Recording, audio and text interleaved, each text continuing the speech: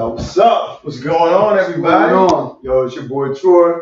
It's your boy Sean. Hey, we tapped in again. Hey, we tapped in. Hey, if you're tuning in today, as always, like, comment, share. We're on Facebook, YouTube, Instagram, TikTok. Just to start off today, today's my mother-in-law and my sister-in-law's birthday. So happy birthday if y'all tapped in. Shout out to y'all. Happy birthday. So what's good, man? I don't know, man. It ain't as hot today. You Nah, got a little bit of relief today. Little bit Double of breathing relief. on your neck today. Right, yeah, we got a little bit of relief. No doubt, man. Yo. So I was able to, man, get a nice full week, man, in at the gym. Okay. This week, man, something about when that heat ease up a little bit, get a little more energy. Yeah. It's crazy because like with gym for me, so like I changed up my routine. I would usually try to go like the middle of the day, like lunchtime. Like so I would go work out before I went to go get lunch. You know? Right. So like I would just take up like an hour, 2 hours. I mean, because I can make my own schedule. So I would go there, work out, and then after that I go get something to eat. And I was just like, stuff would pop up, and so like it would cause me not to be as consistent as I wanted to be. So what I started doing, I always take my daughter to school in the morning, and where I take her, the bus stop is right there where the gym is. And so instead of getting dressed, taking her to the bus stop, going into work, now I go drop. Well, I started when she was in school. Now they out of school. I would go after I drop her off, go to the gym and work out. And it's weird because it kind of shifted my whole day. So like I'm not thinking about I got to go to the gym and work out or whatever. It's done. It's over with. Yeah. It's before the phone calls start to come in and things can throw you off track. And it seemed to work, man. So. Yeah, it's funny you say that, man. My wife, man, she's been getting more into, she does like the mental health, the, therapy, and she's real huge on like self-care. And she did a video this week actually, and it was just about that, man. She got out because she's out of school for this year, so she goes to the gym in the morning. And that particular morning, she had her phone on, and she said she didn't get a workout because she got like maybe 4 calls out the blue. This one needed this one had that, and she was frustrated when she got home. So when she made a recording, she was simply saying like, we have to be intentional about that time we set to the side for ourselves. She was like, from here on out, she's shutting that phone off. If you can't get me in these 45 minutes, you know what I mean, then I'm on, this for me. Yeah, right. Because this is, and it really is for you. Yeah. You know what I mean? Because the rest of the day, you throwing off because it's like, man, I wasn't able to get my workout in, and now I gotta try to squeeze this in, and now it's gonna throw off, the dinner schedule, or it's gonna throw off plans and you know what I mean. And so it's like, okay, there's nothing that can't be solved an hour from now. Right. And I mean, even if it's something that can be solved an hour from now, some things is just gonna be out of your hands, and you gotta rely on somebody else to do it anyway. And you don't need that mental, weight on you either, because sometimes it's something that you can't even help with, but now you're thinking about it, so now it's slowing you down. Right. But you can go in, throw your headphones on, just be focused, and then you're good for the rest of the world once you get yourself together. Yeah, and I mean, working out in the morning for me, I mean, it kind of give me a sense of clarity too. You know what I mean? Like kind of clear my mind. It's like you're not really thinking about stuff, but like I guess maybe it's the endorphins in your body or something. It's just like your body, like, okay, we ready to go. Yeah, we ready to go. So that's what's up. I didn't even see it. I'm gonna have to check out the video that she posted. It was right on time, man. But yeah, man. And then with that being said, though, gym is one thing. That diet thing, a whole different ball game. I seen something on Facebook today, man. It cracked me up. It said had a dude, he had some chicken, fries, and he was scarfing them things down, right? And the caption said, I'm eating in the car because I'm on a diet when I'm in the house. So he would hide the fact that he was sneaking it in. Yeah. But I mean, in the sense of the gym, man, it's crazy because you see people in there consistently all the time. And it's like, okay, I know you working out, but I'm not seeing the change physically. Mm-hmm. So something is not adding up here. Yeah. Right? Yeah. So it's either you it's only one thing. Yeah. It's a diet. But you know what? I've had people tell me this, and I've been there before. Mm-hmm. I had some people say they work out so they can eat what they want to eat. So they say, hey, I look like this working out. Imagine how I would look if I wasn't working out. And I get that. I get it. It make it a lot easier to eat that cheesesteak when you worked out for an hour in the morning. Yeah, you'd have made compensation for it. Right. So I guess you got to pick and choose, man. Yeah, for sure. But that also shows up. You know, I mean, that's also the same in life, though. You know, a lot of times when we're dealing with issues or struggles and stuff that we have, you know, we'll try to hide those things. Mm-hmm. You know, rather it's from, you know, your spouse, your friends, your loved ones, whatever it is, and it's just like, what is it about that thing that you gotta hide?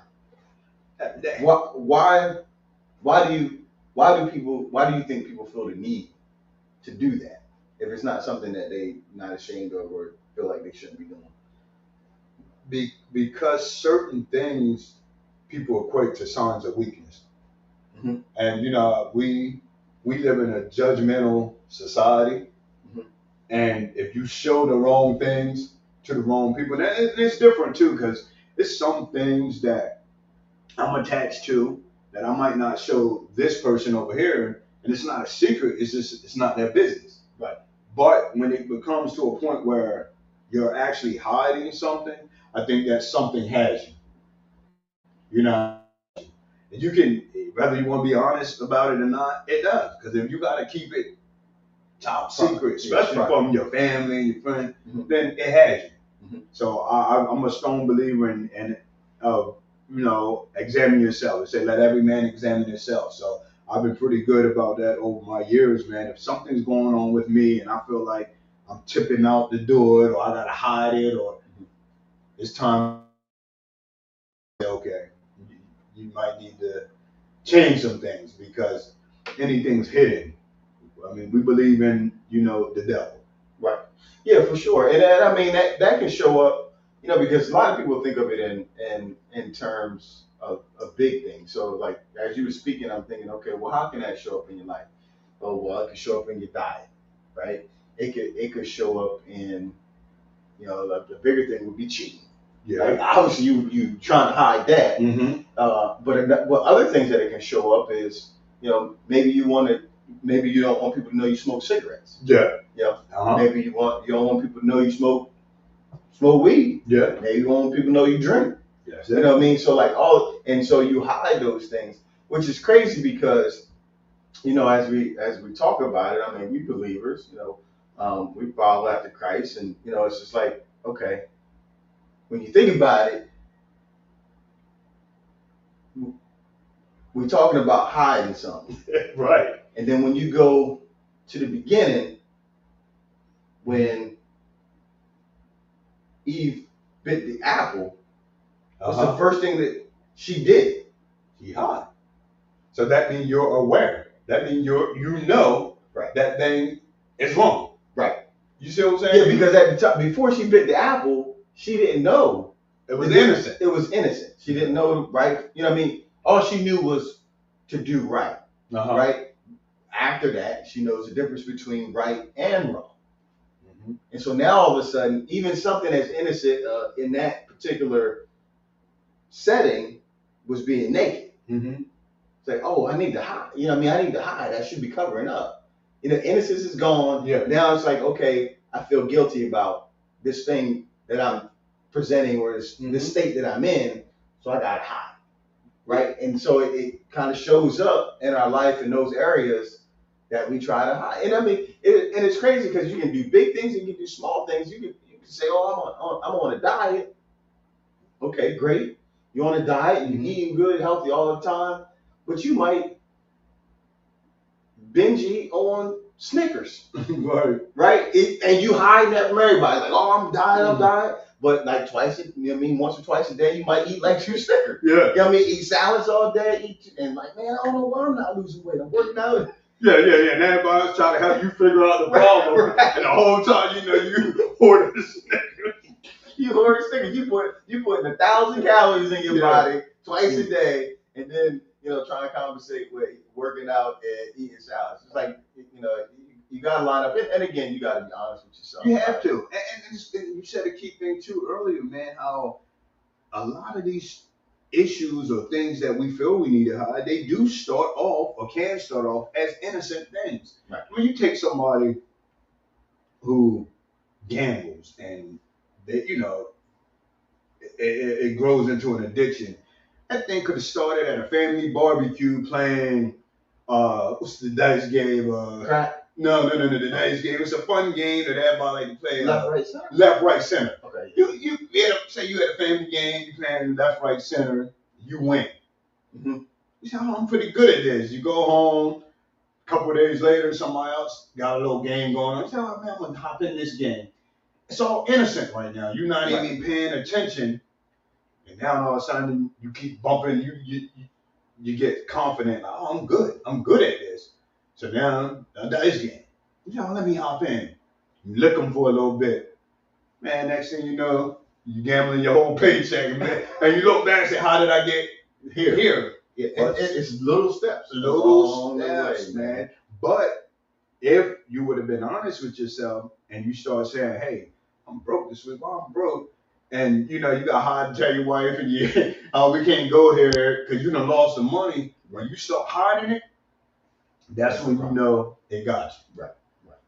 And that's a firm receiver. And that's a firm observation, and it's something that we all should be taking heed to in any aspect of our lives. Because we talk about larger things, but if you're looking at this video, it could be the time you spend looking on Instagram. Yeah. That's taking you away from spending time with your family in the evenings, having conversations, getting your work done. You know what I mean? Like, it can show up. So it's like we're talking about these things as examples, but only personally what those things that are stealing your time, or you feel like you got to hide that you're not doing as much of. Yeah, that's it. So that's it. Yeah, for sure. So man, like as far as, I'm gonna switch gears. As far as being married and being the head of the house, when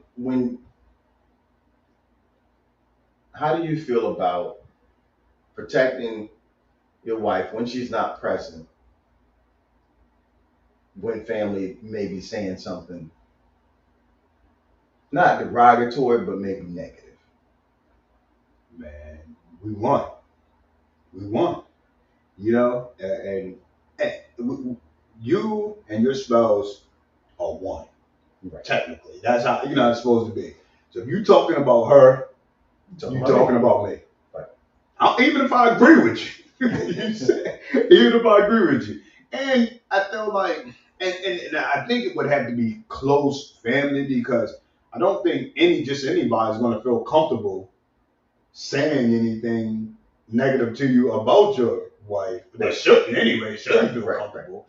But I'm going to defend her. I'm going to defend her. Even if I agree, I'm still going to give her some grace and try to find a way.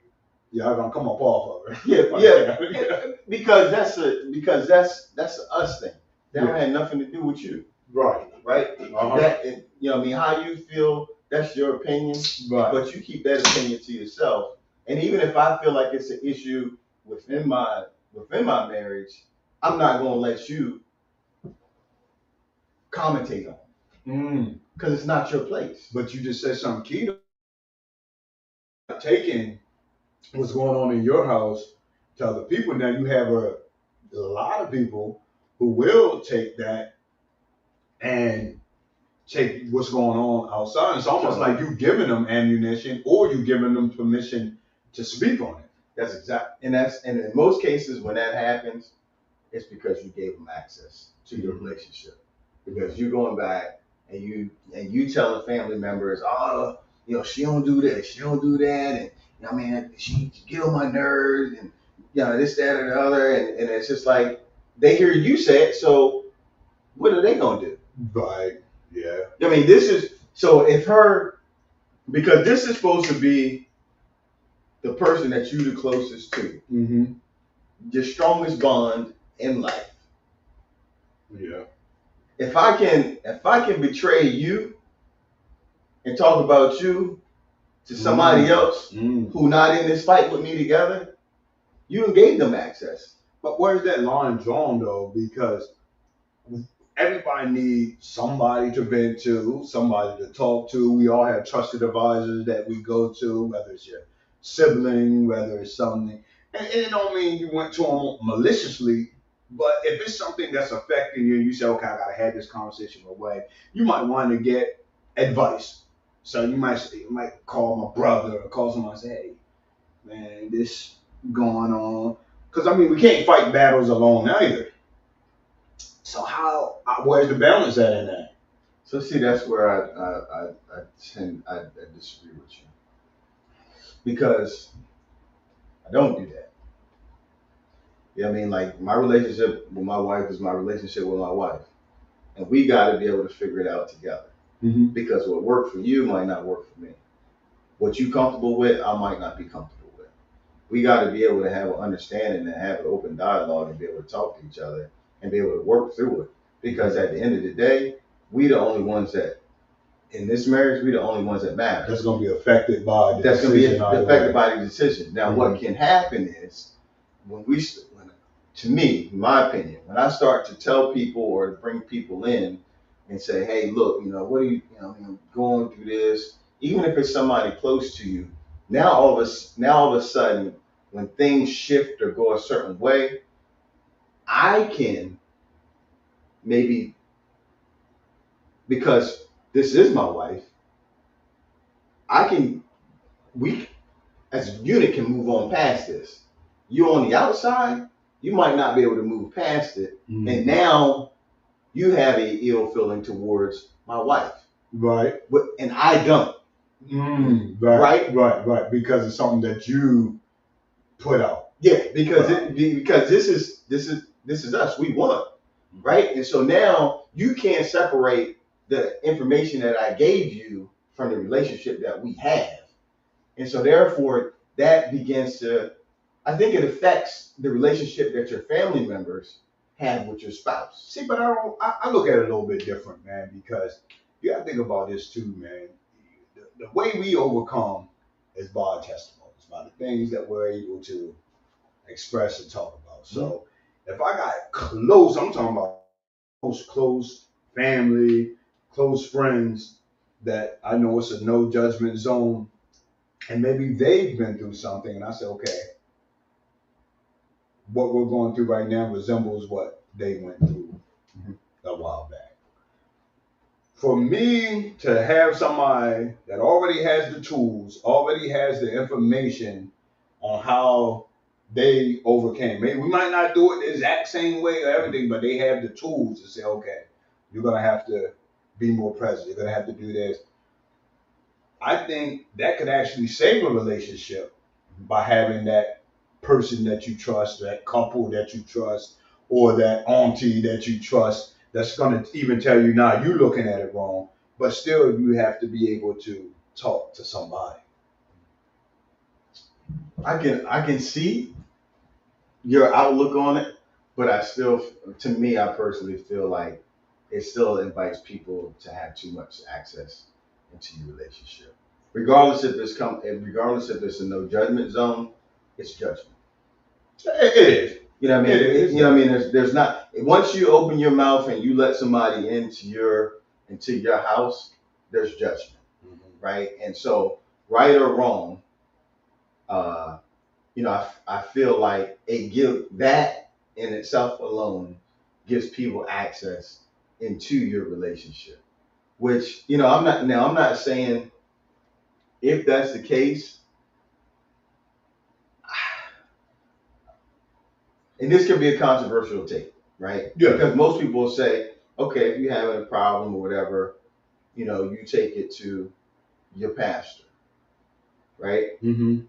I think if you're going to take it to somebody, it should be somebody neutral who doesn't know the two of you and is just looking at the situation that you're presenting to them. Right. Because even a pastor is going to have, they shouldn't, but they probably are going to have some kind of bias in the information that they give them. And what I'm saying is maybe it's not your pastor that you take it to. Maybe it's a pastor that you don't know. Right. Maybe somebody who's, is trusted and, has a long-standing, marriage or maybe he's been divorced and remarried and has a strong marriage now, but nonetheless, somebody who isn't as invested in you and your wife as an individual, but is invested in the union of the marriage. And support, and so not invested in the union, invested in helping guide you through whatever circumstance you're going through. So look at it in this way, though. The way I'm looking at it, even as you speak, that person that knows both you and your spouse, knows your heart, knows your intention, sometimes can be a better mediator, because in my opinion, I would think that I might, because the way I'm looking at it, because my feelings are in it, the way I'm hurt, I'm like, oh man, she da da da da da, we venting, and then might say, hey, I know this lady, man. She didn't mean it that way. That's, what I mean. So and I would respect it because they know, and they might say, okay, well, I know her, or oh man, I know Troy, man. Troy, that ain't the way he moved, that ain't his, you know what I mean? So I don't know, man. And so my thing is, if it's so in that scenario, rather be right or be wrong, I may be valuing my decision off of your thoughts, right? If I value the decision based on how I feel in that moment, in those circumstances, and I'm okay with the decision that I made based on our relationship, I'm okay with that. But if I'm going to counsel and I make the decision based off of your, what you think and how you feel, and I go against my better judgment, and it turns out not how I want it. I'm not gonna say not how I want it to be, but it causes more to blame. You're gonna place the blame somewhere else. Yeah, I'm gonna be upset because I went against my better judgment based off of the person that I'm with and the person that I know. And because again, we go back to the first conversation that we had. There's certain things that I know about this person that you don't. Right. You know what I mean? And like, I'm taking all of those things in consideration in my decision. Right. So it's just like, okay, yeah, you might know Sean, the one that you see, but you don't gotta deal with him. Right. You don't know the other Sean. Right. Yeah, and so it's just like, I'm basing my decision off the one you see and the one you don't see. Yeah. And if I can make my decision off of that, I'm okay. And so that's why I feel. And it's crazy because from an emotional, intelligent person, somebody who has a good sense of reasoning. But if you're a hothead and you flies off the handle, you might need that person to talk you off the ledge before you blow something up that should have never got to that point. So I think it can work both ways. I think it can. And that's the whole purpose of us having these conversations. Yeah. It's because there's gonna be some people that be like, yo, I kind of agree with what Sean said. And then there's gonna be people like, nah, I am that hothead. Yeah. I am gonna make that rational decision. And sometimes I might need to run it. I'm too stubborn. I'm not looking at it. I can't see it the way that they seeing it. And maybe I need that guidance to be able to do it. I'm not saying one or the other makes one right or wrong. I am saying, though, when you open up your relationship to other Yeah, people. you letting people in. You inviting them in. Their opinions, their judgment. Yeah. You letting it in. So I agree with that. But and some people are comfortable with letting people in. You know what I mean? So I mean, yeah. That's not a conversation that gets had enough though. Right. You know, and from the point of view of being a like a husband, you got to understand what kind of relationship you in. You know what I mean? Because it's not like something like that. One or the other doesn't happen overnight. It's a pattern. You know what I mean? So you might be somebody who's private, and the woman that you fall in love with might be one who share everything. Right? Yeah. So at some point in time, as you making steps to be a husband, you got to have those conversations to be able to say, hey, look, I know up until this point you bounced stuff off your mom and your sisters and your auntie and your grandma, but for the place that we going now, this is me and you. You tell a woman that now, though, not all women, but just from what I see, you're a narcissist. You control them. Yeah. You know what I mean? So it's almost everything's a catch-22 now, and you can do it from the right place. So okay, look, this is how we're gonna work stuff out in the house. We're not running to Facebook. We're not getting in the car, running to moms. We're gonna sit here and we're gonna hash it out, which is what adults do. Right. And you're coming from a good place. Soon you tell homegirl that's not married, oh, he's controlling. He's just trying to keep you away from your family.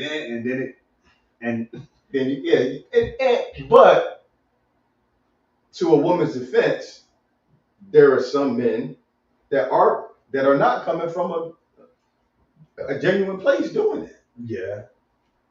And so again, you got to be able to discern. You got to be able to kind of discern that. I think along the pathway, there's little nuggets that's left that either you choose to see or you choose not to see.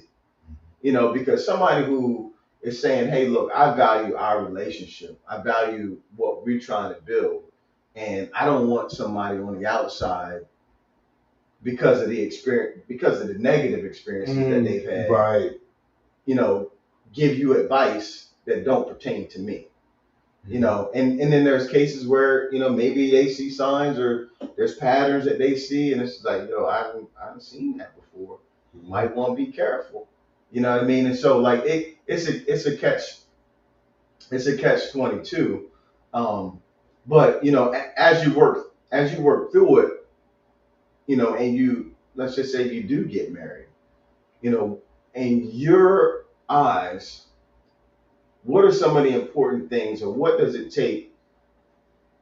What are some of the things that you didn't realize that it took to be a husband before you got married?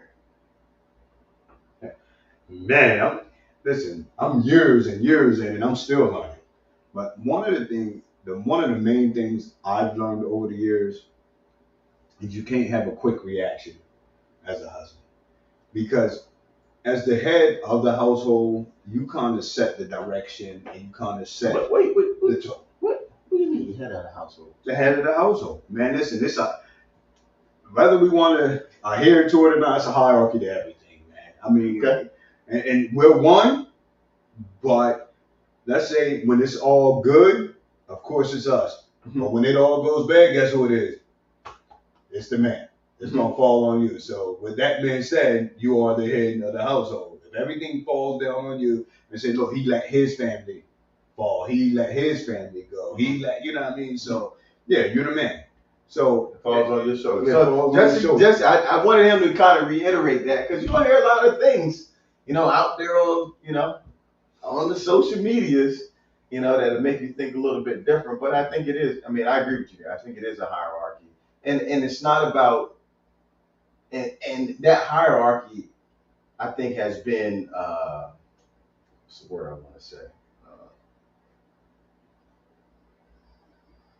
guess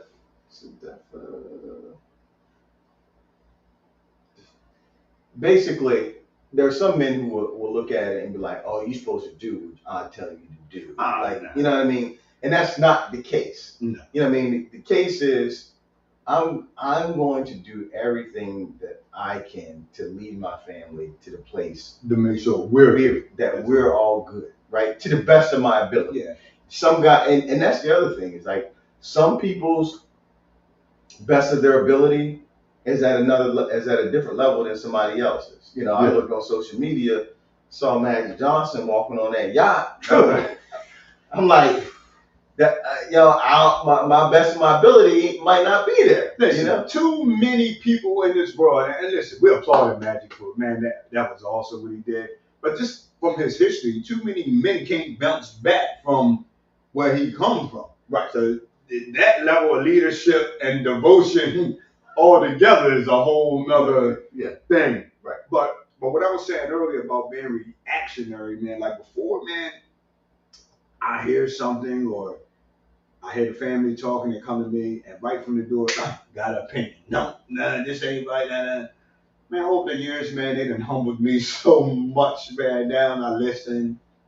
Oh, okay, that the way what you think we should do. I pray on it, fall back, and lots of times, man, God will actually use the family, the people in your house, to actually enlighten you on some things. But if you got that mindset of I'm the man and this is how it's gonna go, you miss out on a lot. Right. And then you want everybody to feel important. Well, feel like their voice can be heard because it's not my life. It's not just her life. It's not just the kids. It's all of our lives. Right. So we all.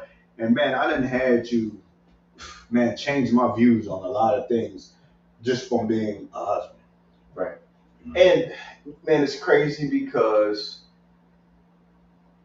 I think, to me, probably two of the things that I didn't think of as much going into marriage was unselfishness and vulnerability.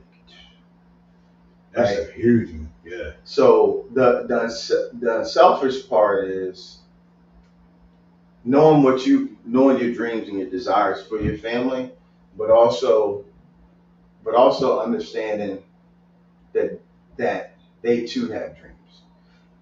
And before you have a family is like your wife, understanding that she has dreams and values. So, in a perfect world, and my wife could have, stay, like, I want you to stay home and take care of the kids, raise the kids, and, nurture them and all of those things, which she did in the beginning. But she always worked. But I had to understand that my wife is an ambitious person too, and for her to have to sacrifice and stay home and be a stay-at-home mom would have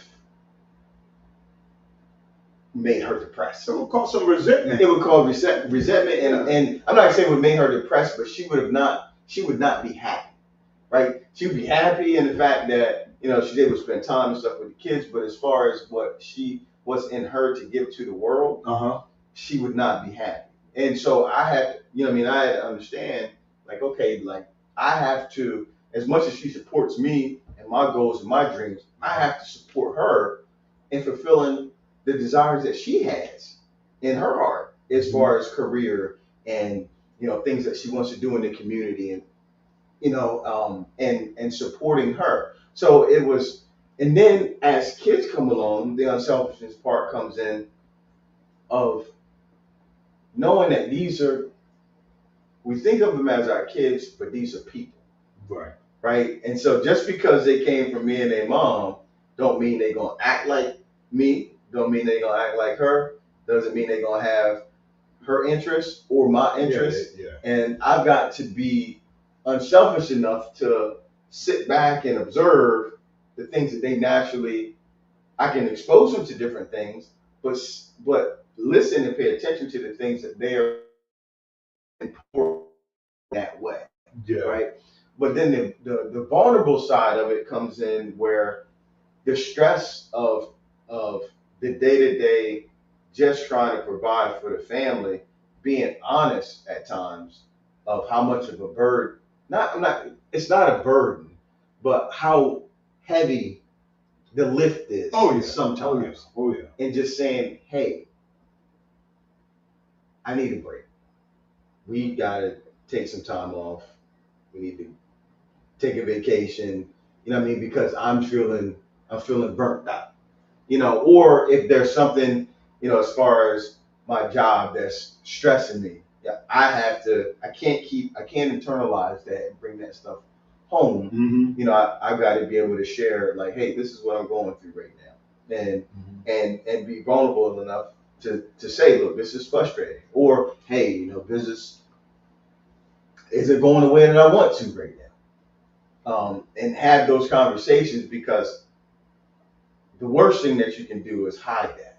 Oh yeah. Because it compounds. Oh yeah, because now they're taking it personal. Like, okay, he's not talking, he's not responding the way. Right. And I don't know he's having this going on, so I'm thinking it's me. So now I'm looking at myself and saying, but not only that though, because we have similar. I mean, our lives are totally different, but we started early. We both got married early. Mhm. I think it's a level of maturity that you have to get to be able to be that vulnerable. Mhm. Because in the younger years, I mean, and that's on both sides. Right. Because sometimes, and I'm not saying this, and this is my household, I'm just saying younger couples, sometimes you can be vulnerable and that vulnerability comes back in a later conversation, or, Right. I might say, hey man, I'm a little upset because, I had this guy came to me at work and he's been really, pushing my buttons, and, he's really starting to get on my nerves, and yada, yada, yada. I'm being transparent and being vulnerable and saying, I'm struggling with him because I don't know how I want to handle this. Mhm. But then 3-4 days later, me and you get into a argument, and I say, hey, I tell you exactly how I feel. What do you think? Oh, you ain't say that? What you call it all that thing? Why you ain't say that? What you call it? Yeah. It's got to be a safe space. You know what I mean? But you have to mature to that level. You do. And both of you do. Well, that's what I'm saying. Yeah, we both do, because I know early on I'm like, I better not say that because I get caught lacking. You know what I mean? Right. This might creep up in the conversation. Yeah. In a week or two. Yeah. Why you sitting there? You sitting in the bathroom crying? You ain't telling them that, did you? Nah. But in the big scope of things, yeah, that's huge, man. Being able to be vulnerable, man, because you don't want and I'm a good, like, I can kind of read the room. I'm great at reading the room, so I can kind of, when my family come home, like, even when all my kids is home, you could tell when something's heavy on their mind or they're a little off, so I can kind of say, okay, maybe they need space, or kind of, hey, is it something you need to, talk about? Right. With men, we don't always get that same type of grace because we have to come home and jump right into husband mode. Right. And if everyone is can't read the room the way you're able to, right, then they still gonna want their demands. I haven't seen, I get it from a wife's perspective. I haven't seen my man all day long. Mm-hmm. I got 1,000 things I need to tell him, and right now I just don't even really want to talk. Right. So I ran out of words for the day. I ran out of words for the day. But is that fair? Right. To her, you know what I mean? And that comes to that's that unselfishness. That's that unselfishness. To be able to put that to the side, put how you feel at that moment to the side, for her to be able, because a lot of times if you took that 15, maybe 20 minutes after she get all of that stuff out, you're good. Yeah, you're on TikTok chilling now. Yeah. Now you can sit back and chill. But I will say, if it comes from a genuine place, one of the things that I think helps a lot, in relationships, especially when you're both working on a day-to-day basis, is at the end of the day, regardless of how you feel, I think it's just a good practice to ask the other person how their day was. Yeah. Oh, Right? How you know what I mean? Like how was your day? Did you have a good day today? Or you know what I mean? Not even did you have a good day today. How was your day today? Show some concern. I mean, because if you say, you know, how was your day today, you leaving it open for me to. I can tell you. I can tell you what good happened. I can tell you what bad happened. I can tell you, you know, anything in between. But just being able to have those line of communications, I think is, is huge. And it also it you can lead by asking questions, and you can lead by listening. Yeah. Right. And just not by being demanding or trying to tell somebody what to do, and meeting them where they are. I think we talked about it a little bit, a little bit back. It might have been around Valentine's Day, like of getting your wife gifts that you think she wants, as opposed to the gifts that she actually. Another part of maturing, man, that you have. Yeah, God. And that comes from just paying attention. Yeah, listening. Being attentive. To be honest with you, man, we joke about it a lot, but I think part of being a good husband is being a little bit of a simp. Are you a simp if the woman love you? You know what I mean? Yeah, I mean for the greater good, man. You gotta be simping, man, a little bit, man. Yeah, you gotta be simping a little bit, man. You gotta make sure she's happy, make sure it needs some that. Yeah, not just her, but your kids too. I mean, except for your kids too. Man, when we first getting married, we was years in, and we was going on trips and stuff with these other couples, man. And this one couple, man, they was older than us. And man, this Joker was standing outside of stores. And man, the Joker looked like he was at, I don't know, man, like a bag lady. He had all her bags in her hand. He's standing out there and she's in the store for hours. I'm looking, I said, man, there's nowhere in the world, man. Yeah, I'm the type, oh, you going there? I'm going down here. I'm going to go sit here. Right. Man, he's standing right at the door with all the bags. I said, man, this ain't the biggest simp. Man, now you catch me any day, man. I'm standing at the door, man. Oh, man, I'm one. You're one. You're one of them. I'm one to do. I'm him. I'm him, man. Yeah, never say never. But since we talking about, like relationships and stuff and leading the family, I know this can be a controversial one. I don't think we talked about this before, at least not on camera. But in marriages, shared bank accounts or separate? Both. I'm a firm believer in both, man. Yeah. I think you have joint, that's for everyday expenses, household, boom. And like all of us, I think all of us, everybody got their separate businesses, separate things that's going on. Mm-hmm. I don't want the burden of dealing with her business and how the payouts, how she's getting billed. You know what I mean? Mm-hmm. What we bring here, this is what we got. What we got over here, this is what we got. So the money you make off of your job, right? Mm-hmm. And the money she make off of her job, that go into a joint account. Yeah. And so the money that's on the outside, on the fringes, is like business income. Not all the money, but some. Yeah, because I mean, you gotta pay out for your business expenses. You got all your, taxes, things like that. You gotta do here, and I got the same over here with my business. Right. So, and then I gotta purchase orders and things like that. So, yeah, I need to control this over here. Right.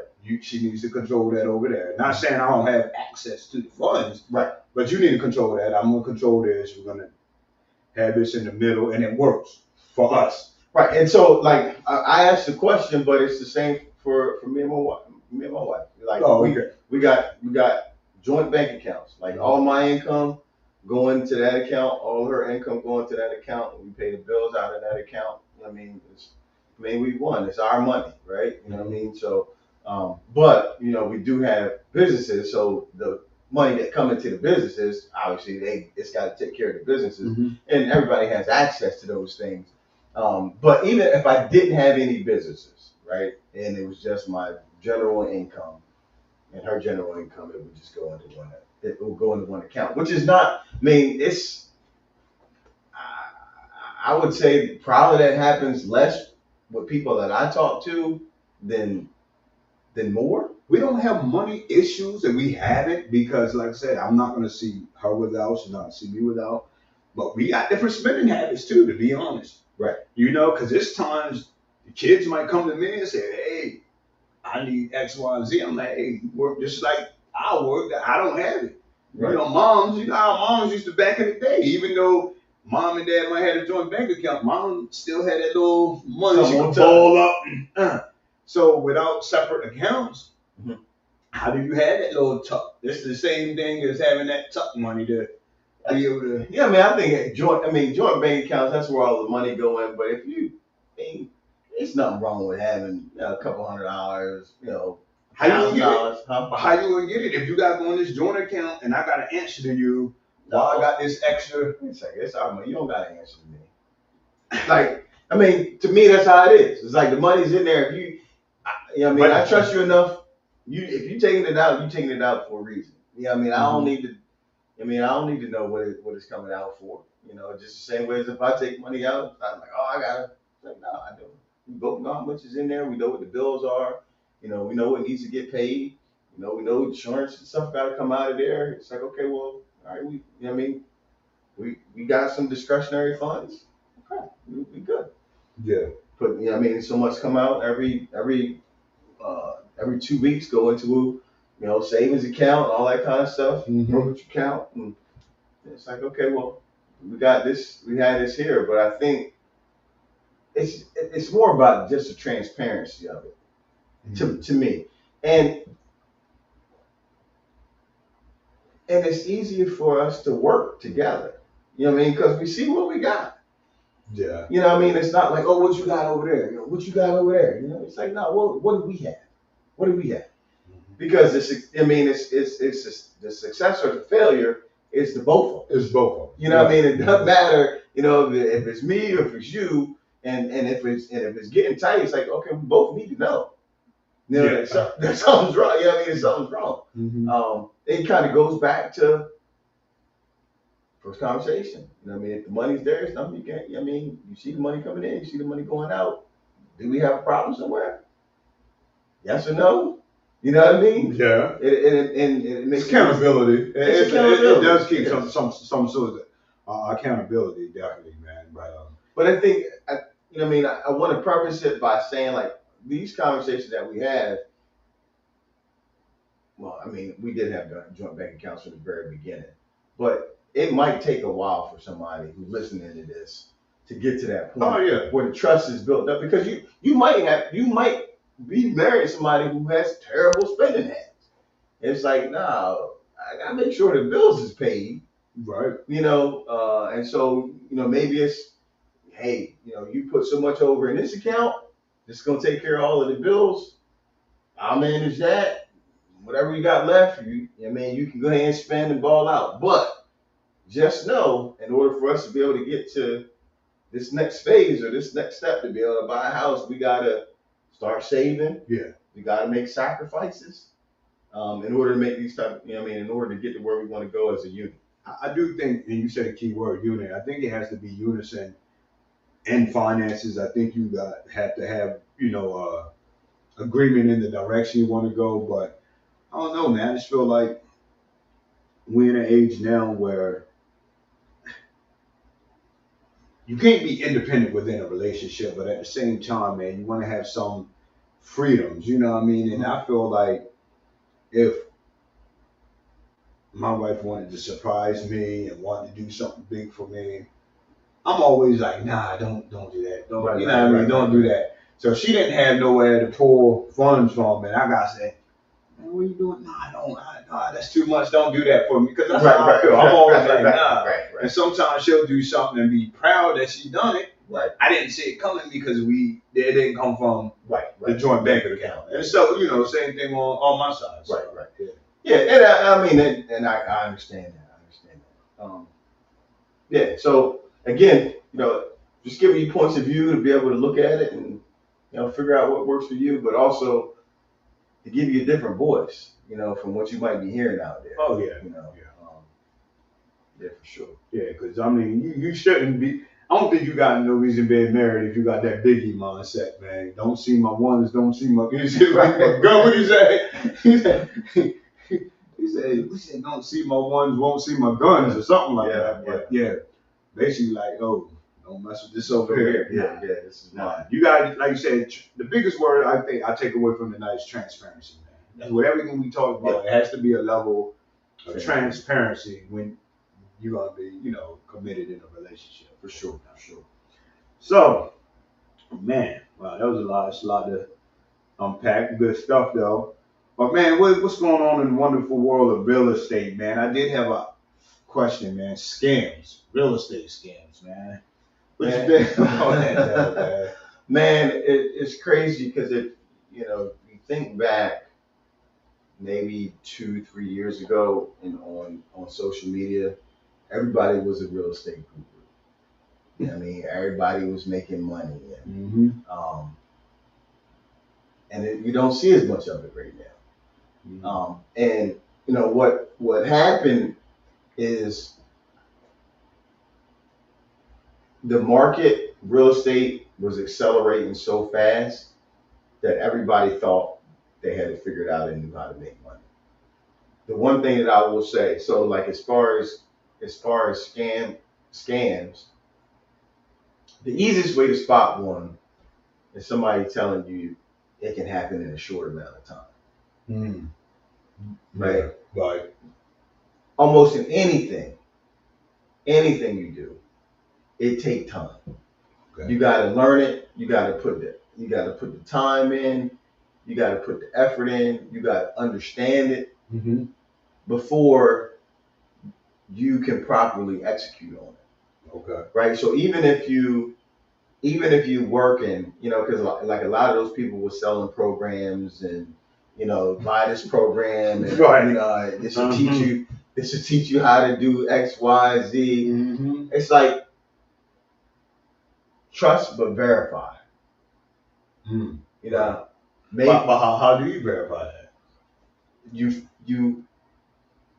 mean, if they offer that kind of course, see if you can get a one-on-one time with them.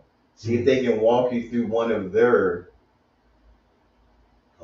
transactions. Right. From start to finish, where you watch them go under contract, you see them negotiate out the deal, and they telling you the numbers along the way, and you can see it and you can verify it. Like but the biggest thing is, being able to, because you don't know. And so the best way that I would say it is not just one deal. I would watch them do at a minimum 4 to 5 before you even try to do it. Right. Because now you're training your own eye to, let's just say it's a fix and flip. You kind of based off of the damage, how much the demo is going to be. Based off of the size of the house, how much it's going to cost to do drywall, how much it's going to cost to do electrical. Does the HVAC system need to be redone? You know what I mean? Then you got to paint. Then you got to put flooring in. The bathrooms need to be redone. The exterior of the house, does it need to be redone? And so now you can start to, and now you'll know the steps in the order that you need to take, in the order you need to do it in order to complete the project. But then also you'll know who you need to call to get the estimates to be able to do it. So now you're trusting what they're telling you, but now the verification part comes in. All right, I seen you do it once. I seen you do it twice. And sometimes if they not offering that with whatever program that they selling, it's worth you paying them for their time. Right? That's the one thing people don't want to. Go above and beyond the program. Yeah, go above and beyond the program, man. Okay. Hey, man, how much is, how much is, 2 hours of your time?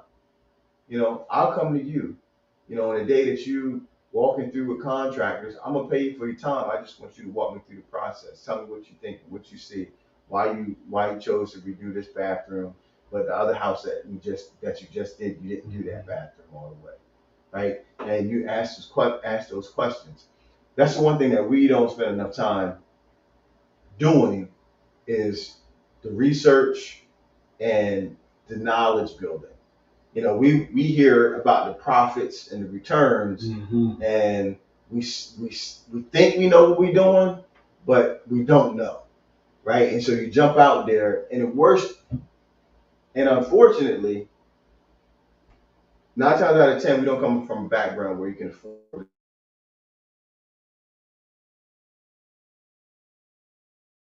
at one time and have a horrible experience, and will lose most of their money and won't ever do anything like that again. When it's actually, if they knew how to do it, it could be something that could be very beneficial in their life, right, and into the lives of the people that they love and who are around them. Right. But because they didn't take enough time to learn the process, and they didn't take enough time to be able to trust and verify, they now their mindset is, man, that stuff is a scam. Right. When it's maybe you just tried and true, but you didn't do your due diligence. Yeah. So if anything that I can say, do your due diligence, and anything that you want to learn, it's worth you paying for, becoming a mentee to somebody, paying for their experience and their knowledge, right? Oh, yeah. Because that's the difference. That's gonna accelerate your learning curve. It's gonna eliminate the typical pitfalls that a first timer is gonna have, and it gives you a resource. You know, when you do run into an area and you're not sure what to do, you built a relationship with somebody that you can lean on and say, hey, look, I'm in this jam right now. What should I do? Or, hey, I'm thinking about doing this to this bathroom. Do you think it's worth me gutting it, or should I just replace the toilet, replace the countertop, the cabinet countertop, put floors in, paint, and go, right? Because a lot of times you might be looking at somebody else and like, man, you gotta do the bathrooms up, you gotta have a tile, you gotta have the marble on the floor. It's like, yo, man, you're doing a flip. You don't need that. Yeah. Let them come in. Yeah. I mean, because they might want to change that when they get bought. You know what I mean? Right. You just spent another $15,000 trying to make it this luxury bathroom when it just needed to be a bathroom. Yeah. Just needed to be a bathroom. And so, so that's my advice. Watch out for the scams. And, I mean, pay for what you want to know. Man, it's good stuff, man. Yeah. I like it. No doubt. All right. Okay. Got anything else tonight, Troy? Nah, man. What your boy Tara said? You got any excuses tonight, boy? Yeah. Man, but it's always good, man. So we appreciate y'all tuning in, tapping in, and as always, like, comment, share, Facebook, YouTube, Instagram, TikTok. We appreciate y'all. No doubt. Tap in. Peace.